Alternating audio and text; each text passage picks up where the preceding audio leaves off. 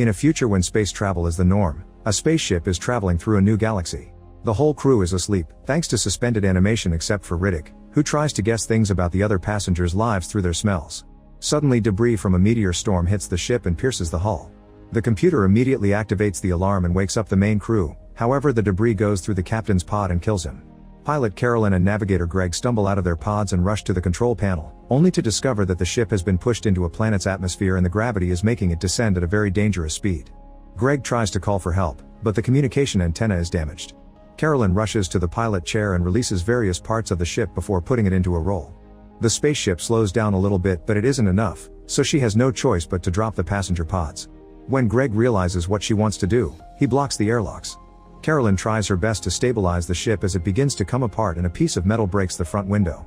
Eventually the ship lands on the planet and slides on the ground for a few miles, which makes it lose even more parts.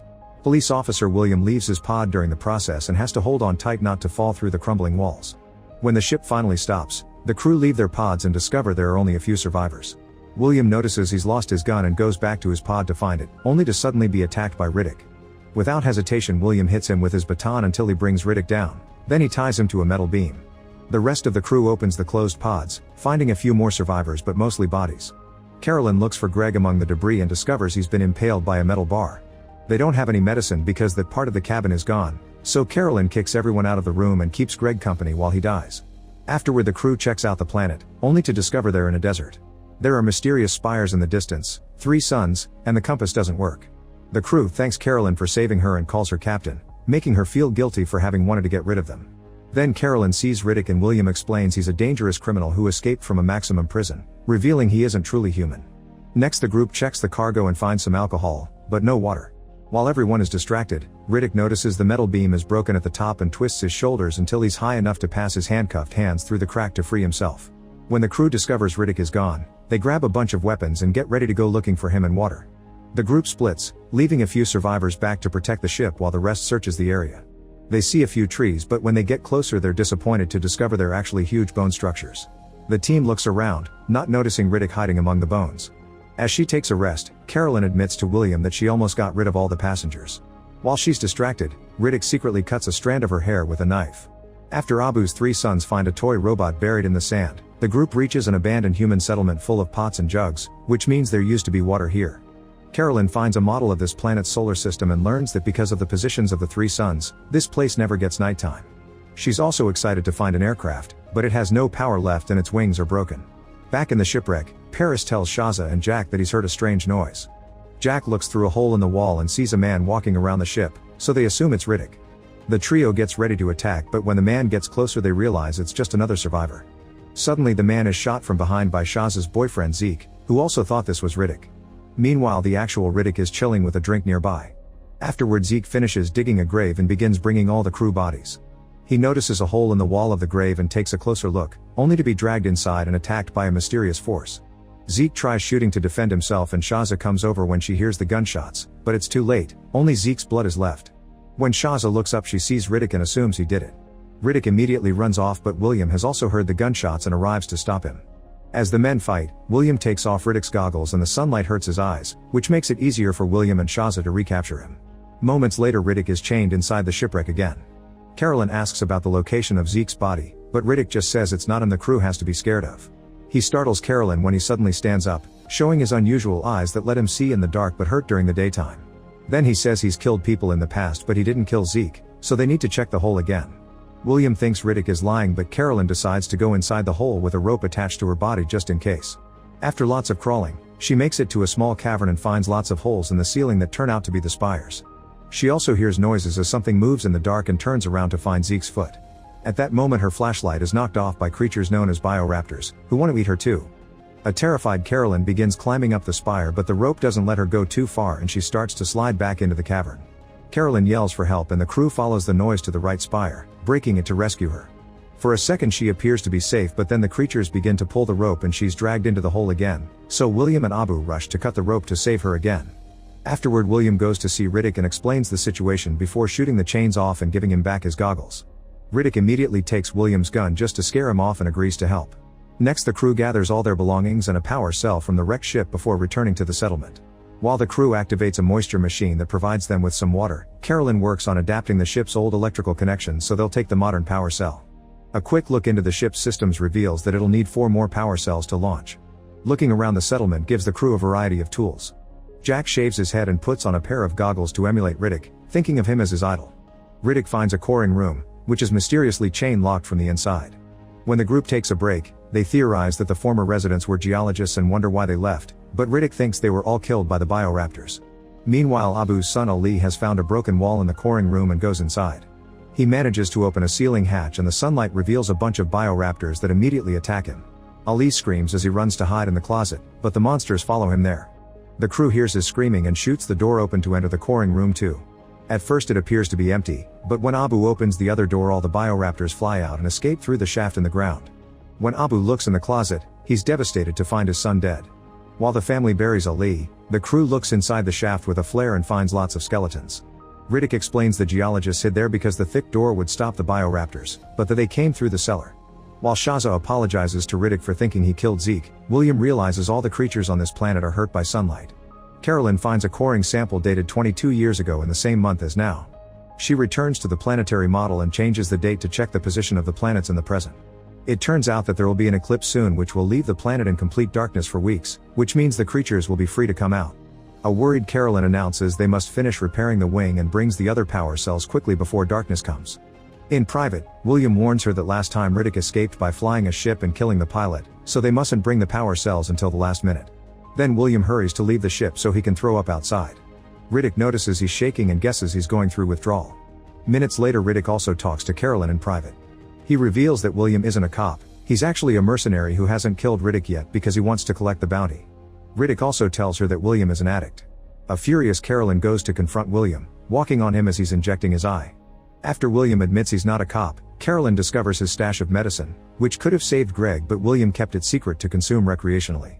She begins yelling at him but William interrupts her by showing her the scars he got from his fight with Riddick, saying he can take care of himself. When the crew goes outside, they discover the planets are already moving close so the darkness will arrive soon. Shaza finishes fixing a Sandcat vehicle and the crew jumps on it to go back to the shipwreck. As the sky starts to turn black, the crew works as fast as possible to load all the power cells on the vehicle. Unfortunately they aren't quick enough and when the darkness finally takes over, they can't leave because their car is solar powered. At that moment they hear screeching and see all the bioraptors flying out of the spires. Everyone runs to take shelter, but Shaza and Riddick fall behind and have to drop to the ground to avoid getting hit by the bioraptors when they fly down. Once they're gone Shaza tries to join the crew but the bioraptors immediately come back and surround her, tearing her body in two and flying off with the upper half. Riddick lays low and makes sure the creatures are actually gone before standing up. The spires then start breaking and Riddick takes off his goggles so his night vision can watch bigger bioraptors coming out. Afterward the crew wanders around the wrecked ship while hearing the monsters continuously screeching. They theorize that bioraptors use sound to see in the dark, like bats. They can also hear something moving in the walls and Paris wants to go out, so the others have to stop him. Abu manages to open a container and the crew hides inside before he locks it. Suddenly a bioraptor pierces a wall with its claw but Abu moves away just in time. Then Riddick finds a blowtorch and burns a hole in the back wall so the group can get into the cargo hold. While the others move things to block the hole, Riddick looks around the room and sees a small bioraptor hiding in a corner. At that moment Abu's second son Hassan also sees it, so Riddick tells him to stay still to avoid being detected. However, when the creature moves too close, Hassan panics and starts running away, only to be immediately killed by another bioraptor. More monsters come out so Riddick runs to reunite with the crew, who have their flashlights out and accidentally blind him. The bioraptor chasing him is also blinded by the light and runs off when William opens fire. A gunshot still manages to kill it and the body falls in front of the group, who notices that light burns the bioraptor's skin. Afterward the crew discusses what to do. Caroline wants to walk back to the settlement while carrying the cells and use their flashlights as protection. William thinks it's too dangerous and they should wait for the eclipse to be over, but Abu reminds him it could take forever and Caroline points out hiding didn't work for the geologists. When the argument escalates and William tries to get violent, Riddick immediately stops him. After grabbing the blowtorch and all the flashlights they can find, the group comes out with Riddick at the front since he can guide them with his night vision. A bioraptor suddenly comes out of the ship but, thankfully it doesn't see them and flies off. Then the crew reaches the main cabin and puts together a sled with some pieces of metal to load it with the power cells and glow tubes. Riddick tells everyone to check their bodies for cuts because the bioraptors may smell the blood. Once everything is ready, the group finally takes off. They run in the darkness with Riddick at the front, finding the way while the others push the sled. The bioraptors are always around them but don't come too close because of the lights. When the blowtorch stops working, Paris tries grabbing a flashlight and accidentally drops it. Jack leaves the light circle to retrieve it and a monster tries to attack him, so Abu jumps on top of him to protect him with his lights. The Bioraptor flies above them and William scares it with a few shots, but Paris still panics and crawls away, pulling at the tubes as he moves and breaking the battery that's keeping the lights on. Paris stops when he notices he's bleeding and takes a sip of his drink to spit it on a lighter, which creates a big flame that reveals the Bioraptors surrounding him. When the fire goes off, the monsters feed on Paris, which Riddick can see in detail. After lighting some torches and flares, the team notices their own tracks on the ground and worries about possibly being lost. Riddick explains he took an extra round because he needed time to think since there's a canyon ahead. He also points out Jack is bleeding and calls him a girl. Jack admits she's actually a girl who dressed as a boy so the other crew members wouldn't mess with her. Since she's on her shark week, the Bioraptors have been tracking her blood all along. Because of this, Carolyn thinks being out is a mistake and they should go back. William immediately gets angry and begins insulting her, so Abu comes to her defense. This makes William tell everyone that Carolyn almost threw them all off the ship and she attacks him to shut him up, but William easily knocks her down. Since William and Riddick keep moving forward, the others have no choice but to follow them. As they cross the boneyard, William says that Riddick should throw Jack at the creatures as bait. This enrages Riddick, who immediately starts fighting William to use him as bait instead. The gun is shot in the struggle and Carolyn tells the others to hide. William dislocates Riddick's arm, but he punches him off and just puts his arm back into place. The fight continues as both men take out their knives, attacking each other and falling to the ground. Riddick quickly recovers and slashes William's back at the same time his flare goes off. As Riddick disappears into the darkness, a Bioraptor flies down to make William fall, then it stabs him with its claw and begins eating him. Afterward, Riddick reunites with the crew, who are running back to the wrecked ship. He makes them understand it's a bad idea, so they start making their way to the settlement again. As they cross the boneyard, Riddick checks a Bioraptor skull and realizes it has a blind spot between its ears. Eventually they make it to the canyon and the group begins running to cross it while Riddick carries the cells. Soon the Bioraptors are flying above them, but they don't attack because of the torches.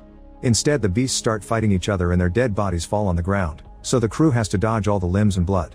There's a big skeleton in the middle of the canyon and the team has to slow down to cross under it. Suddenly one of the monster bodies wakes up and grabs the leg of Abu's last son Suleiman, causing him to drop his torch. Abu holds onto Suleiman and when the torches scare the Bioraptor off, he manages to pull the boy back. Suleiman now has a bleeding injury that must be wrapped up. Meanwhile, Riddick is still moving ahead and Jack tries to tell him to wait. At that moment another Bioraptor flies down and captures Jack under some bones. Carolyn tries to burn the creature with her flashlight, but it gets knocked off her hand by the Bioraptor's tail. Riddick finally comes back and catches the beast's paws while dodging its attempts at biting him.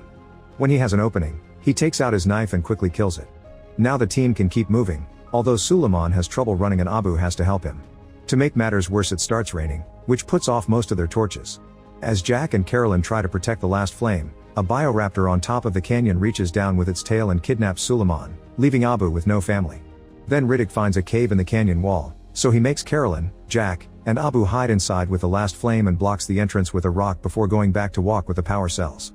While Riddick reaches the settlement and activates the spaceship, the cave trio worries because they can hear the creatures and their flame is going out.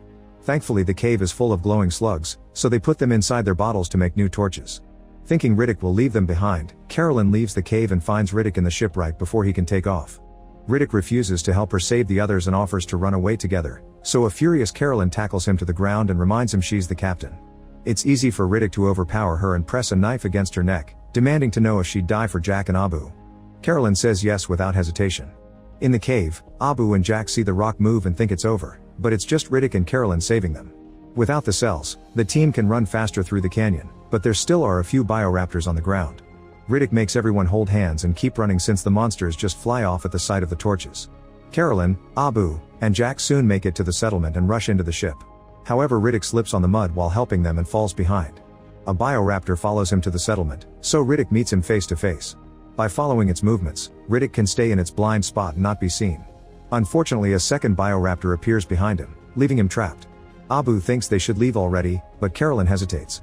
When she hears Riddick scream, she follows the noise and finds a severely wounded Riddick on the ground. He can barely move, but Carolyn refuses to give up and tries to help him. When they're about to leave, a Bioraptor stabs her from behind and takes her away. Riddick collapses as he yells in grief. Minutes later, Riddick is on the ship with Abu and Jack. He powers up all the engines, only to suddenly turn everything off. A bunch of Bioraptors approaches the aircraft and Riddick waits until they're close enough to activate the engines again, burning or running over all the monsters in one move. As the ship reaches outer space, Jack asks Riddick what they're going to tell the authorities later. He explains that Riddick died somewhere on the planet, implying he's become a caring human again. Make sure to subscribe and turn on notifications so you can watch more videos like this. Thanks for watching.